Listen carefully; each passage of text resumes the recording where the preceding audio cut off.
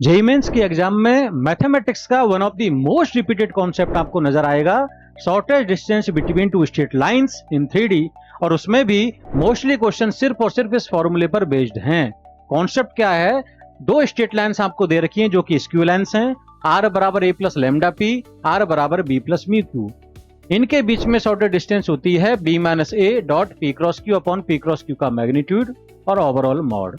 अब बात यह है कि जो पहली लाइन ए वेक्टर से पास करेगी, यानी कि ए पॉइंट जिसका पोजीशन वेक्टर है ए वेक्टर, दूसरी लाइन जिस पॉइंट से पास करेगी उसका पोजीशन वेक्टर है बी वेक्टर। पहली लाइन पी वेक्टर के पैरेलल है, दूसरी लाइन क्यू वेक्टर के पैरेलल है। अब आप ये जेईई मेन 2025 का क्वेश्चन देखिए, इसमें आपको दो लाइन से दे रखी हैं और उनके बीच में शॉर्टेस्ट डिस्टेंस के स्क्वायर की वैल्यू उन्होंने कहा है m अपॉन n है और m प्लस n पूछा है। आप क्या करो बताओ, ये लाइन किससे पास कर रही है?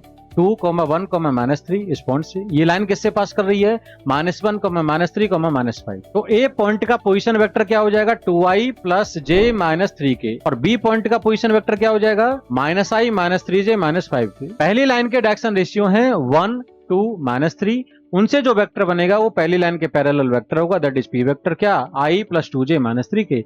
और दूसरी लाइन के जो डायरेक्शन रेशियो हैं उनसे जो वेक्टर बनेगा 2i प्लस 4j माइनस 5 के, वो दूसरी लाइन के पैरेलल वेक्टर होगा। यानी कि हमें ए बी पी क्यू सब पता है। आप क्या करें, बी माइनस ए निकाल लो, तो इसमें से इसको माइनस करो तो आपको ये वेक्टर आ जाएगा। पी और क्यू का क्रॉस करना है तो पी और क्यू का क्रॉस कर दिया, क्रॉस प्रोडक्ट। और आपको पता है शॉर्टेस्ट डिस्टेंस का फॉर्मूला क्या है? B minus A dot P cross Q upon P cross Q का मैग्नीट्यूड। तो इसका और इसका हमने क्या कर दिया? डॉट कर दिया अपॉन पी क्रॉस क्यू का मैग्नीट्यूड। अब आपका शॉर्टेस्ट डिस्टेंस निकल के आई 2/√5। आपको शॉर्टेस्ट डिस्टेंस का स्क्वायर चाहिए, तो इसका स्क्वायर करेंगे तो आएगा 4/5 और 4 और 5 दोनों ही कोप्राइम है, तो यही आपका m अपॉन n है।